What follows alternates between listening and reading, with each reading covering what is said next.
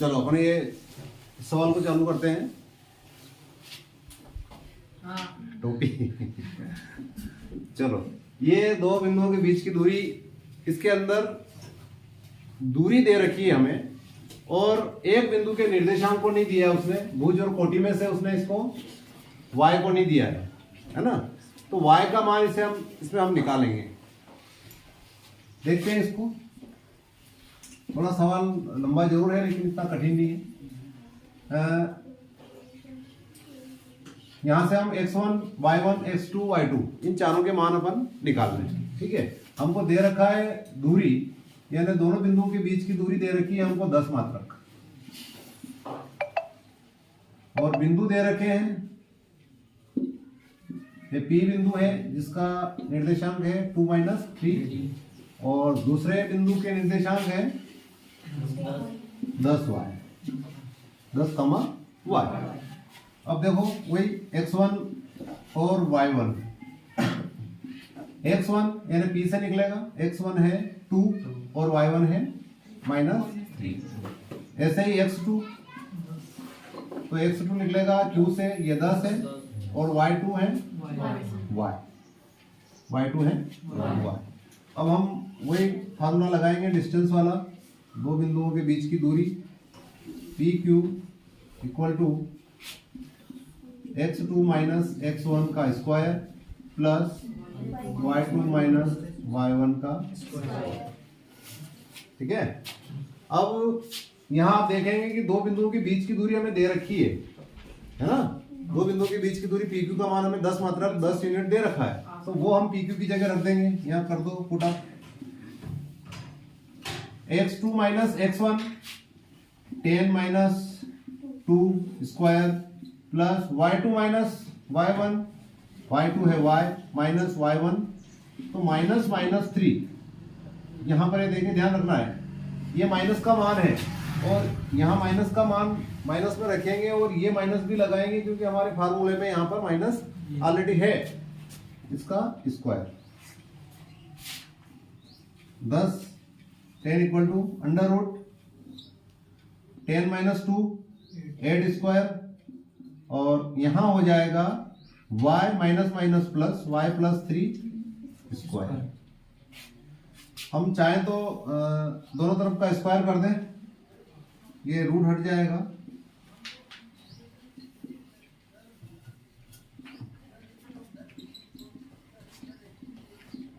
ये स्क्वायर कर दिया हमने दोनों ओर का वर्क करने पर, तो ये तो बन गया आपका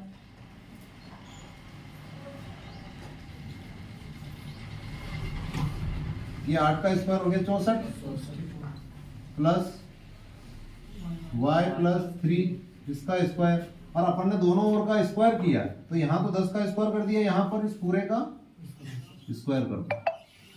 ये स्क्वायर हो गया, अंडर इसके अंदर जो है अंडर रूट है, तो स्क्वायर से अंडर रूट हट जाएगा, और यहाँ पर इसका स्क्वायर हुआ तो ये कितना हो गया, ये हो गया 100। यहाँ ये हट गया तो यहाँ रह गया 64 प्लस y प्लस 3 का स्क्वायर। अब इसको अपन सॉल्व कर लें और इसको इधर ले आए, तो 100 माइनस 64 इसको हल कर लो। a प्लस बी का होल स्क्वायर का सूत्र होता है a स्क्वायर मतलब y स्क्वायर है ना, प्लस 2ab मतलब 2y इंटू बी का मान है 3, और प्लस क्या हो जाएगा b स्क्वायर मतलब 3 का स्क्वायर। ये देखिए कितना हो गया, घटाएंगे तो 36, तो ये तो बन गया अपना 36 बराबर y स्क्वायर वो दिया 6y प्लस 9। इसको उधर ले लो, तो यहाँ रह गया 0 बराबर y square plus 6y plus 9, और ये 36 उधर है -36। इसको पूरा पक्षांतर कर लीजिए, उसमें कोई चिन्ह में अंतर नहीं आएगा, तो ये हो जाएगा y स्क्वायर प्लस 6y, यहाँ पर बच गया -27 और बराबर 0। ये देखिए आप वर्ग समीकरण आ गई यहाँ पे, स्क्वायर इक्वेशन। ये वर्ग समीकरण अपन ने हल कर रखी है। वर्ग समीकरण को जिस तरीके से अपन हल करते हैं गुणनखंड विधि से इसको हल कर लीजिए। इसके 2 गुणनखंड बनेंगे, फैक्टर बन जाएंगे। यहाँ पे भी 3 पद दिख रहे हैं हमें, तो 3 पद के 4 पद बनेंगे। तो देखें अपन वाई स्क्वायर, इसके टुकड़े कर लीजिए। हमें गुणा में 27 चाहिए और यहाँ माइनस का 27 है, यहाँ कायगा है माइनस का, इसलिए घटाने पर हमें प्लस का 6 चाहिए, है ना। ऐसे टुकड़े करना है 27 के कि गुणा में 27 आए और घटाने पे 6 आए। यहाँ माइनस है इसलिए घटाने पे, अगर प्लस होता तो जोड़ने पर बीच का पद आना चाहिए, यहाँ माइनस है। तो 9 तिया 27 होता है और 9 में से 3 गए तो 6 हो जाते हैं। और प्लस का हमें 6 चाहिए, इसलिए हम 9 को प्लस का लेंगे और 3 को माइनस का लेंगे। माइनस 27 बराबर 0। अब इन दोनों में से कॉमन क्या आ रहा है? यहाँ से कॉमन y आ रहा है। समझ आ रही बात? अब यहाँ बच गया y प्लस, यहाँ से क्या बच गया 9, y प्लस 9। यहाँ से क्या कॉमन आ रहा? माइनस 3 कॉमन आ रहा है ना। y यहाँ है लेकिन यहाँ नहीं है, इसलिए y कॉमन नहीं आएगा। अब यहाँ से बच गया y, क्योंकि माइनस का 3 कॉमन लिया इसलिए अब ये जो पद है ये अंदर जाकर के प्लस का बन गया, और ये माइनस का जो पद है ये क्या हो जाएगा? ये भी प्लस का बन जाएगा। हमने 3 का भाग लिया 27 में, तो 9 बराबर 0। अब यहाँ देखिए आप, ये फैक्टर इसमें भी है, ये फैक्टर इसमें भी है, दोनों में से ये कॉमन हमने ले लिया। y प्लस 9 ये कॉमन हो गया, तो यहाँ से बचा y और यहाँ से बचा -3 बराबर 0। अब देखिए आप, या तो इसके बराबर 0 है या इसके बराबर 0 है। y प्लस 9 बराबर 0 या y माइनस 3 बराबर 0। यहाँ से आ गया y बराबर माइनस का 9 या y बराबर प्लस का 3। लेकिन जब दूरी की बात हो रही, हाँ इसमें मात्र ये पूछा गया है, निर्देशांक पूछा है, ये या तो y का मान ये है या फिर y का मान, ये दोनों में से कोई सा भी एक मान है इसका, ठीक है। तो ये हमारे y का मान हो गया, ये आंसर हो गया, ठीक है। ठीक है, करते हैं शुरू। ये एक सवाल है प्रश्न वाली 7.1 का प्रश्न नंबर 9। इसमें 3 बिंदु हैं। ये एक बिंदु दे रखा है Q, जिसके निर्देशांक 0, 1। ये इस पॉइंट से और इस पॉइंट से समदूरस्थ हैं, समान डिस्टेंस पे हैं, सेम डिस्टेंस, यानी इससे इसकी दूरी बराबर इससे इसकी दूरी। तो इसमें अगर ऐसी कंडीशन दे रखी है तो आपको यहां से इस बिंदु में से x का मान निकालना है, निर्देशांक से x की जगह क्या रहेगा, x का मान निकालना है। तो चलो देखते हैं इसको भी। यहाँ पे हमको जो दे रखा है वो देख ले पहले। दिया क्या दिया है? एक Q बिंदु है, Q पॉइंट, इसके निर्देशांक है 0, 1, ठीक है। इसकी दूरी इन 2 बिंदुओं से सेम है। किस किस से? एक तो है P और एक है R। P के निर्देशांक है 5, ऋण 3 और R के निर्देशांक है x, 6। इस बिंदु की दूरी इससे और इस बिंदु की दूरी इससे सेम है, तो आपको x का मान इसमें निकालना है। हम जानते हैं कि 2 बिंदुओं के बीच की डिस्टेंस जो होती है उसका एक फार्मूला है ना। वो लिख लें अपन। 2 बिंदु के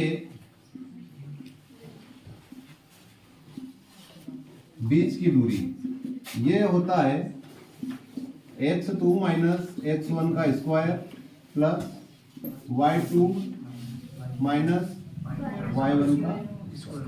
यहां पर आप देखिए 3 बिंदु है। अब 1, 2, x1 y1 और x2 y2 किसको माना जाए? तो हम क्या करेंगे, इसकी दूरी इससे भी निकालेंगे और इसकी दूरी इससे भी निकालेंगे।